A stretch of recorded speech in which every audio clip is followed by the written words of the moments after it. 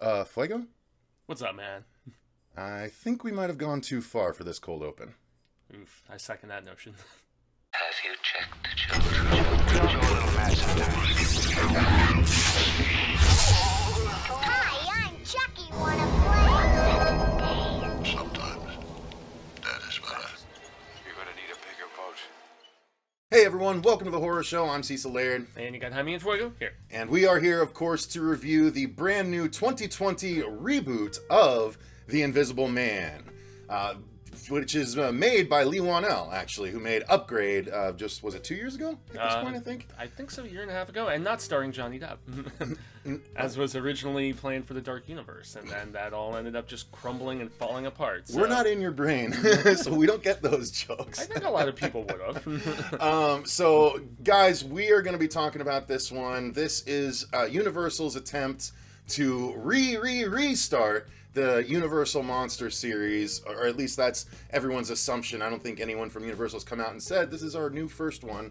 Of course, the Tom Cruise Mummy was intended to do the same thing. That one fell apart dramatically, after the starting gate. So, unfortunately, that didn't happen, or fortunately. Same with Dracula Untold, if I'm not mistaken. I believe that was intended to be the beginnings of something as well.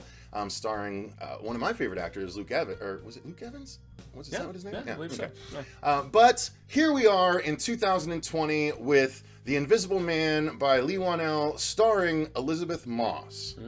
Yes, some Handmaid's Tale fame. I know Marcia is a big fan of hers. Handmaid's Tale. Handmaid's Tale. I'm sorry.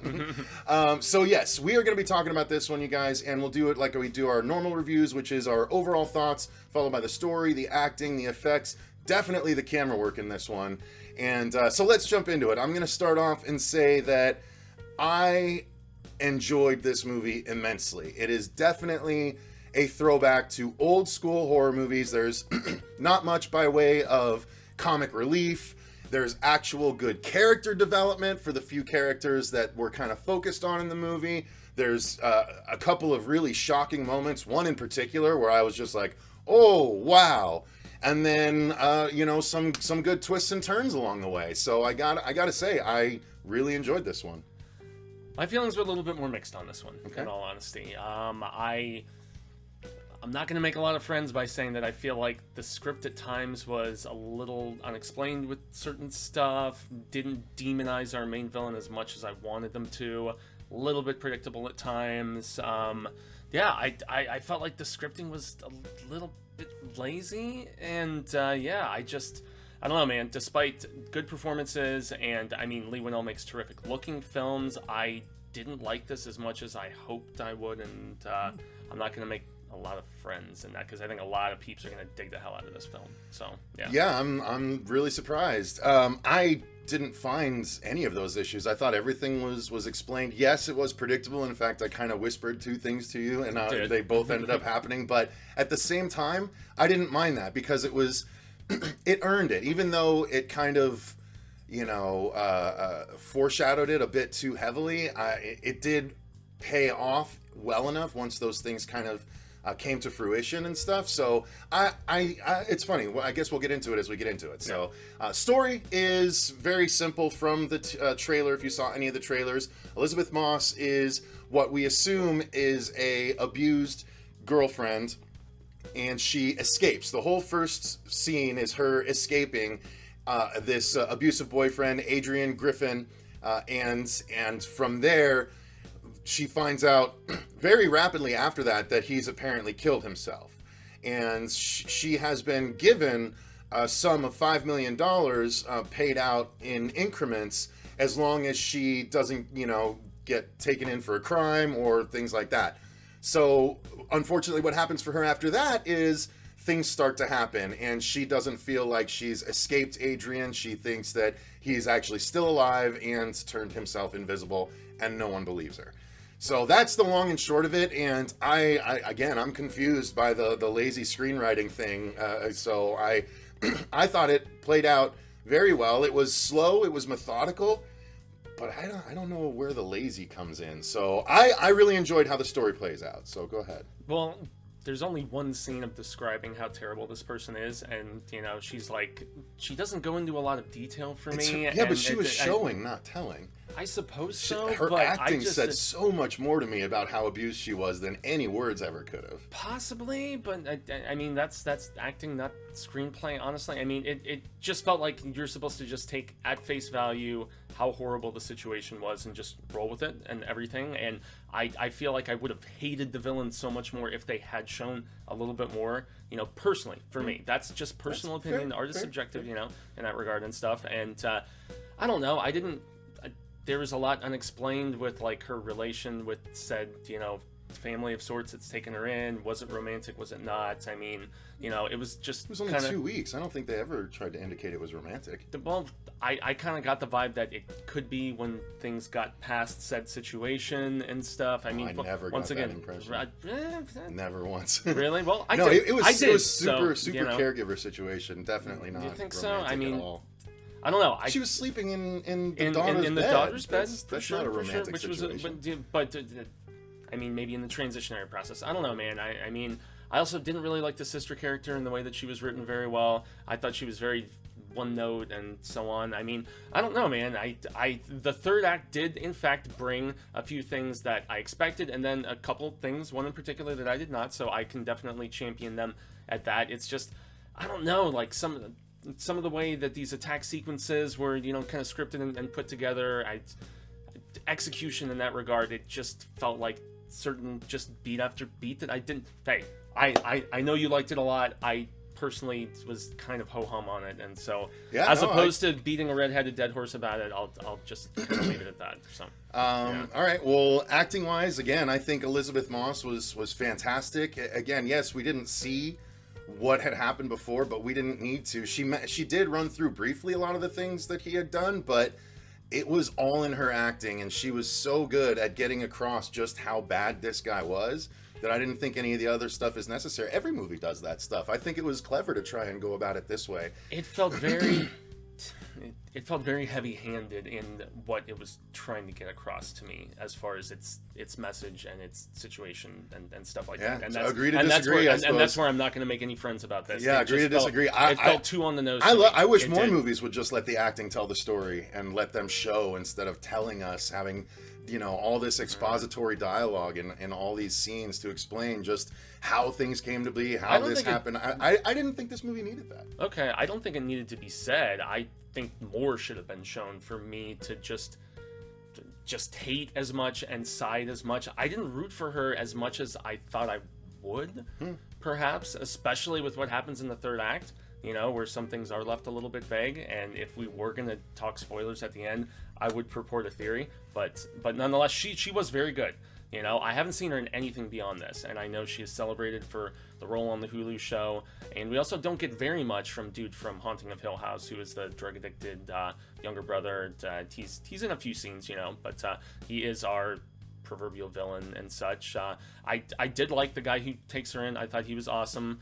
And his daughter, who is actually in a film called Don't Let Go. That was another Blumhouse film from last year that I saw. Had some time travel-y aspects that I really enjoyed. She was cool for the few scenes that she was in. She's a very talented young actress. So, it's there was no bad acting in this film per se. It's just I did have some scripting problems, unfortunately, and that's really my main gripe. So. Yeah, I liked the James and his daughter very much. I thought they were great. I thought they had a cute time. Adrian's brother, the executor lawyer, I thought he was. He actually was good too. For you don't see him a lot in the trailer, but you see him a bit more in the movie, and it's good. I thought he did well. Spinelessly effective, as they bring out in that one scene, which I thought, yeah, he does play it off very well.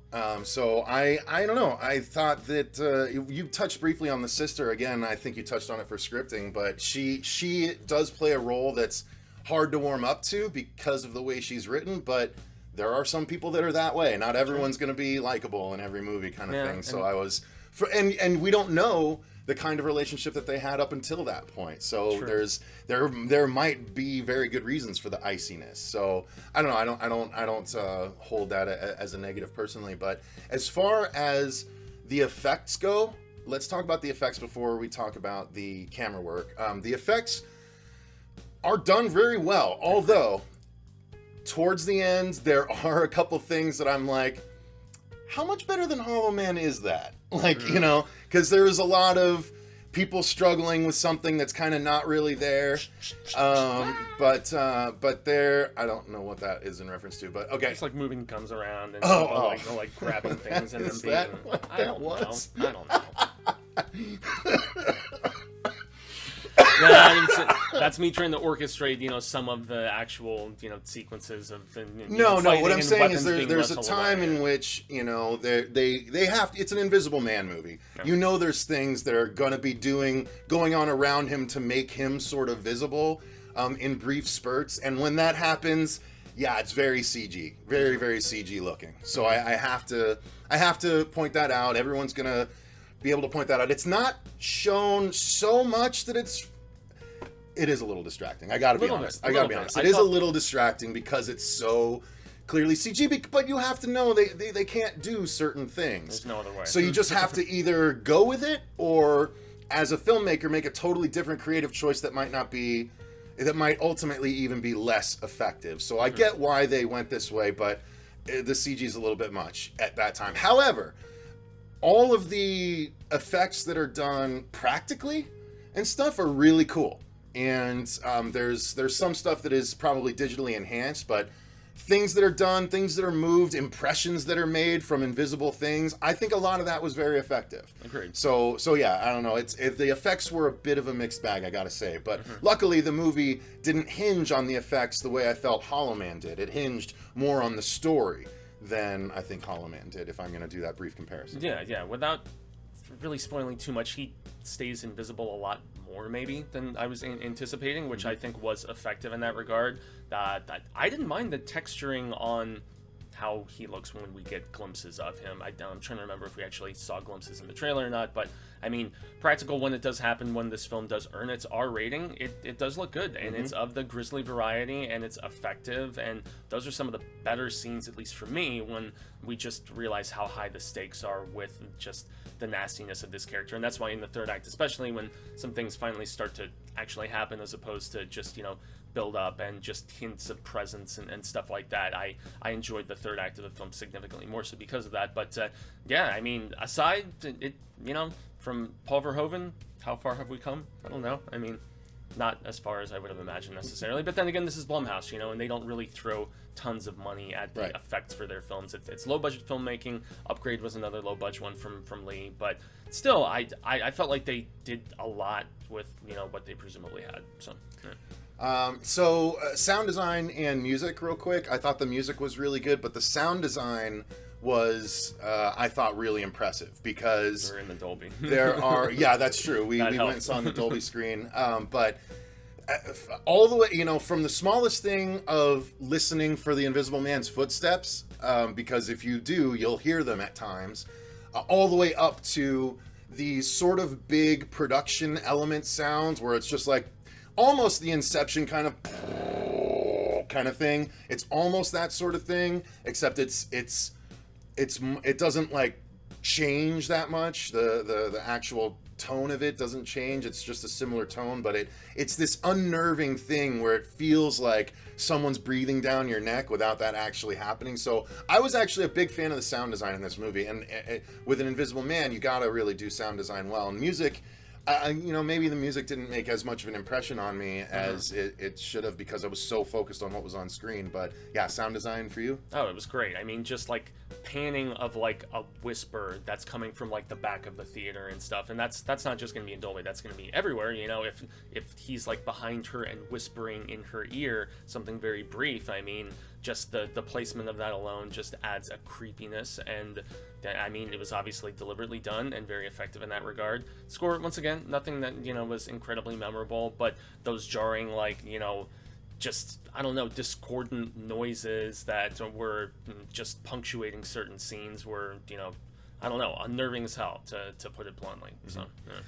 Then finally, I wanted to talk about the camera work, and I wanted to spend a bit of time on this because the camera work in itself is almost a character in this movie.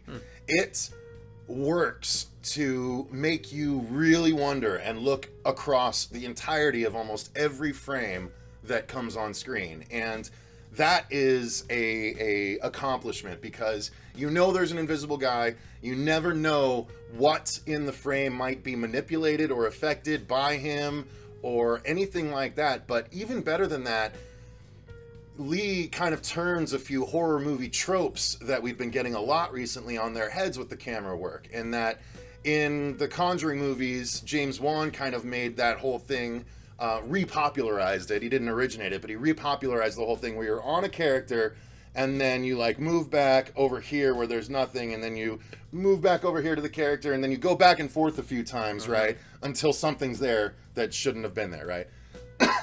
Lee uses that technique, except doesn't really go back and forth.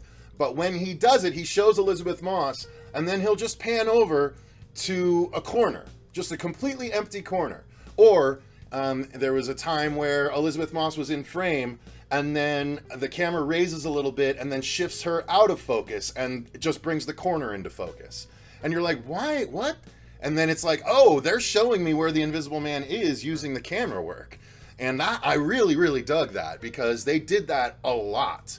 And if you're paying attention to what the camera is doing as well as what's on screen, it's fun for someone like me that, you know, is attempting to try and make movies. You know, it's a really cool way to play with your audience, and I thought it was really effective. And I'll bet most of the audience won't even kind of necessarily notice that that's what they were specifically doing. But they should keep an eye out for it. It is almost like a Where's Waldo sort of situation where you're just like looking in each frame, trying to find those little like hidden bits. And also, I mean, being a protege of James Wan, the fact that, you know, going all the way back to, you know, the Saw films and stuff, and I mean, yeah, they have that rapport, and so I'm not surprised. But even some of the camera work, like looking downstairs and like some of the movement, almost like we did get certain shots from the perspective of the stalker as well, I thought was really effective too. And so, yeah, man, I can't wait to see what Lee does next. And, you know, could there be more films in this series? Who knows? There's certain wide open things, you know, without like getting super spoilery. It could take a divergent path, obviously, but yeah. All right, guys. Well, I think that's far enough to go with the non-spoilers. I hadn't even considered doing spoilers, but we probably should. So we're going to do spoilers now. So warning. I'll put the little scroll on and everything, but this is going to be the spoiler section. So I don't know how long it's going to be, but yeah, I mean, let's just go through it. So it starts off with her escaping from Adrian's, creeping out in the night, and just like you see in the trailer, he comes out to the car, punches the window, but escapes. But she escapes, and then 2 weeks later, she finds out that he's killed himself, and goes, and her brother, or Adrian's brother, is the lawyer, and he's the one that's telling her that she's going to get the $5 million. And as things start to happen, that's when, you know, we get into the spoiler material. There was one, I mean, I guess we'll just pick moments. So there was one moment where she was really starting to feel crazy again. The Invisible Man has been messing with her, and the little daughter comes in and like starts talking to her and is like, hey, you want to have we'll have a girls' day and we'll just get ice cream and all this stuff. And she's like, okay. And so like they're both getting up to go start this fun girls' day, and all of a sudden the little girl just gets whack and just gets smashed back to the ground. And since they're both getting up, she thinks that Elizabeth Moss did it, and so she like freaks out and is like, what was that for? And she calls her dad, and the dad comes in and is like, you know, freaking out, like doesn't believe her, you know. And so that was an intense moment. And then another couple little things are early on when she first starts to notice the Invisible Man. One of the cool things is he pulls the covers off her when she's asleep at night, and then she wakes up and, you know, she sees the covers down there, and then she sees the chair and she thinks that there's an impression in it, and so she picks up the thing and tosses it, and it just kind of falls on nothing, so there's nothing there. By the way, the scene from the trailer where she says there's someone sitting in that chair right there, that was not in the actual movie. There was actually a couple different bits, I think, on the when she was in the shower, too, like where... where he's on the other side, the silhouette thing? Yeah, that wasn't there either. That wasn't there either. But what happens then is, as she pulls the thing off the chair and she's about to drag it back onto the bed, it like stops. And she looks down, and it's nothing is snagged. She's not snagged on anything. She tries to pull, and then she sees that there's like feet impressions, and then it starts to walk a little bit closer to her, And as that happens, she like freaks out and yanks it and falls against the wall. And then you hear, again, sound design, you hear him fall to the ground as well. Yeah. And then James comes running in and is like, what's going on? What's going on? And no one believes her, what the deal is, of course. And that's even before the aforementioned punch bit, too. It's like one of the first instances when she's really, like, presumably starting to lose it, or is she, and so on. But, yeah, I mean, there's the whole shootout situation where she's trying to escape the mental institution after her sister has been killed. Actually, sister killed scene is probably one. Well, before that even, she goes and sneaks back to his house. Yeah. And she actually figures it out. So we get a reason how he got himself invisible. It's not a serum or anything. What's happened is he's built this suit with a bunch of little digital, like it looks like little cameras or little something that projects, like in comic book terms, it would project a image of everything. If all these little cameras can project an image of everything around, then ideally you wouldn't see the person there because it's projecting all the stuff that's around anyway. So it's that kind of thing. But it's a full body suit. And so there's an extra one in this room, so she pulls it off and hides it. And then she's attacked by the Invisible Man again and eventually just gets away. Yeah, and yet the dog is still there, so the place still feels like it's being lived in to a degree, even though the furniture is covered up and stuff. Yeah, exactly. So the dog's presence didn't make any sense to me in that particular instance, but who knows? I mean, just anyway. So he has driven a wedge between the sisters by sending an email from Elizabeth Moss's email that said, I wish you had died instead of Adrian, you're smothering me and all this stuff. He also drugs her, mucks up her interview where he has taken all of her stuff out of her portfolio, she's a Cal Poly graduate and everything.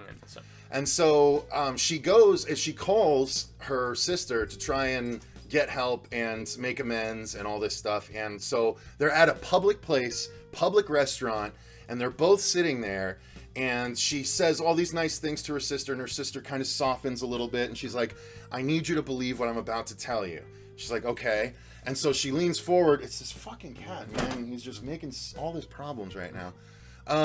And so she's like leaned in, and she's telling her that you need to believe me, Adrian's still doing this. And you see her sister's eyes just look a little bit off center.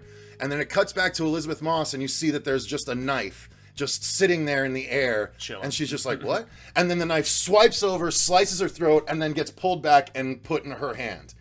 And before anyone sees. And so, she slits her throat, and then she just fucking dies on the table, and everyone else turns and sees her with the bloody knife and freaks out. Shocked. She has no idea what the hell is going on, so she's clenching out of fear and everything. And she stands up, and again, they mess with the sound design where she all the other sounds kind of fade away as she just straight, and then she gets brought to the ground and everything. So that's when she gets arrested and thrown into custody. Yeah. And we find out now that when they found out that she was drugged, they also did blood work and found that she was pregnant, which is the one thing you had predicted. Yeah. You leaned over to me and whispered. I was like, oh yeah, she's pregnant. Well, that and the mace. When the little girl brought out the mace, I was like, they're going to use that on him later. That's going to happen at some point. But yeah, so anyway, she gets thrown into custody and she's made to be crazy, but the brother shows up and basically says, look, now that he knows you're pregnant, one phone call, we can make this all go away. And she says, no, absolutely not. And it's the first instance where the brother is confirming, yes, that Adrian is in fact still alive. Right after she calls him spineless, like you were saying. Yeah. So, here's our what are you doing, dude? Jesus. Always doing this during the reviews. So, all right, so from there, I don't know, where do we go? Oh, well, yeah, she has a confrontation with him. She hears him say, surprise. Yeah. And so she knows that he's basically there watching over her the whole time, and she steals a pen from the brother and uses it to bait him, basically. It's a ballpoint pen, so she pulls off the top and just says, this baby's never gonna live, and just starts cutting her wrist. Right, and he stops her, and that's when she stabs him with the pen, and it starts short-circuiting his suit. This is Which what is our leads... first viewpoint of it, and honestly, we saw the suit before that, but it's the first viewpoint of him in it. Yeah. With motion and everything and Exactly. stuff. And I mean, that's where I was talking about the Hollow Man effects. Exactly, That's I didn't the mind super the texturing, digital though, effect. you know. I mean, no, but you can tell he doesn't move right. No. It's a full digital creation. It's not motion capture. It almost felt kind of like Annihilation at the very end of that film. Right. There's like the whole kind of mimicking movement that looks the very, rainbow rainbow very S&M wooden, guy. hollowy kind of, anyway. So that's she stabs it starts short-circuiting his suit a little bit. A cop busts in and sees him right there, and that's when the whole scene from the trailer where the cop starts shooting himself in the leg and all this. It's a big scene, and it's pretty cool. Again, a well-choreographed scene. I really enjoyed seeing that. And lengthy, too. All these cops keep going down, and then eventually he tries to escape. She grabs a gun and goes after him. And but there's more than one person that sees that there's an invisible man or something that kind of corroborates her story. So, and that's where, you know, dude has obviously lost his cool to this point with the thought of losing his unborn child, because there's going to be evidence that is going to at least, you know, make it seem very, very plausible that she did not in fact kill and all this other stuff. Well, so that he confronts her in the rain, and he basically says, you know, since I can't hurt you, I'm gonna kill the ones you love. And so he goes to go confront the daughter. And James's daughter. James's daughter, right. And so Elizabeth Moss gets in a car, calls James, and he's like, why are you calling me? Because he thinks she's still locked up. She's like, you need to get to your house. He's going to kill your daughter. And so we cut to the house as the daughter, you know, the invisible man is creeping into her room, and she wakes up, and of course she senses something's off, so she reaches down and grabs the mace, sprays it, doesn't make him visible, which is what I thought they were going to do, like spray it here to make him visible, but since it's the suit, that's not going to work that way. But it does, and I don't know how this works, if he's wearing a full face covering suit, what does the mace do? But nonetheless, he staggers. I'm like, is it semi-permeable? I mean, and then that's the one thing where I'm like, yeah. But and also, if he can get shot, like, why wouldn't he have his suit be made of Kevlar or something? Well, that's asking a bit much. I don't know that Kevlar bends the way the cameras would need. I don't know. Overanalyzing in my regard. So anyway, he's trying to choke her in the hallway when James arrives. And he like sees, and she like gets up, and then he gets caught off guard and beaten to a pulp. Yeah, do you think he's dead at one particular point, or? Yeah. Just then, Elizabeth Moss steps out from behind the wall with a fire extinguisher and sprays him so she can see him, and then shoots him 4 times in the chest. Yeah. And he like staggers out, and again, it's a CG thing staggering out until it falls on the ground, and then you can see, oh, there's the practical effect. And then we have the other reveal you predicted.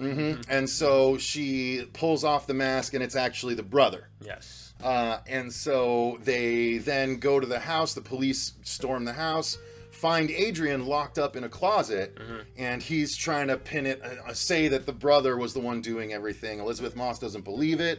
James is trying to convince her. He's like, no, if you go with this, you'll be free and all this stuff. And she's just like, no, I don't believe it. And then she calls, like that night, she calls Adrian, and he's like, oh, I'm so glad you called. And so she shows up at his house, kind of dressed up, and he's waiting there, and he's just like, it's so good to see you, you know. And she goes in real hesitantly, and like he has all this food set up, and they basically sit down, and she tries to get him to admit, like, okay, if you want to be a part of this child's life, you have to start with the truth. Tell me that you were involved up until that point or whatever. Just be honest with me. And he keeps denying it. And, you know, finally she kind of breaks down, and we see that James is actually in the car listening. She's wired. Yeah. And so she breaks down, and he like talks to her, and then he says the word surprise again. And she like kind of stops crying a little bit. And she's like, okay, well, let me go get myself cleaned up a little bit. She acts like she believes him, goes into the other room, and he's just sitting there waiting for her to return, like staring at her seat, when all of a sudden he just like gets jarred forward and then grabs the knife and slits his own throat. And we're like, wait a minute. And then he falls down dead, and we see him start to kind of like bleed out. And then she comes running out of the other room, and like sees him, is like, oh my god, no.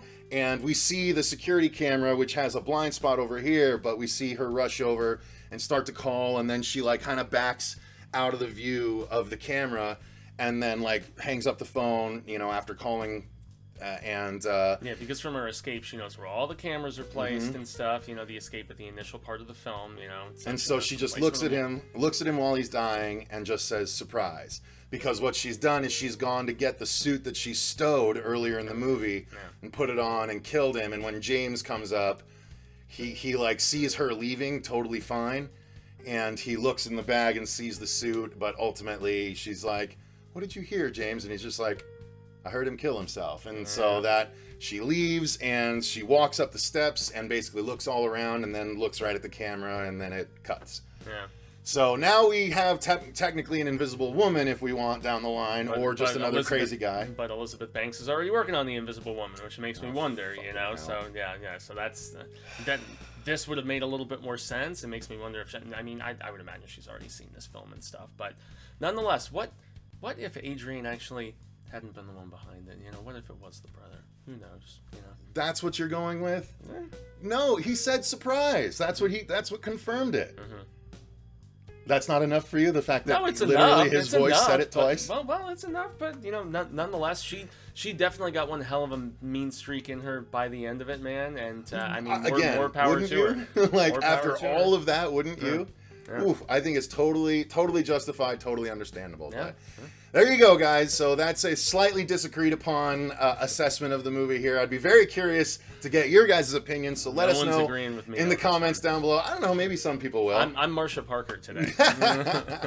So let us know what your guys' thoughts are. If you enjoyed the video, click the like button and subscribe. We're actually going to drop our Invisible Man 1933 review this Sunday, and we might be doing a live commentary this Sunday as well in the afternoon, so that'll drop in the morning if you want to know our thoughts on the original.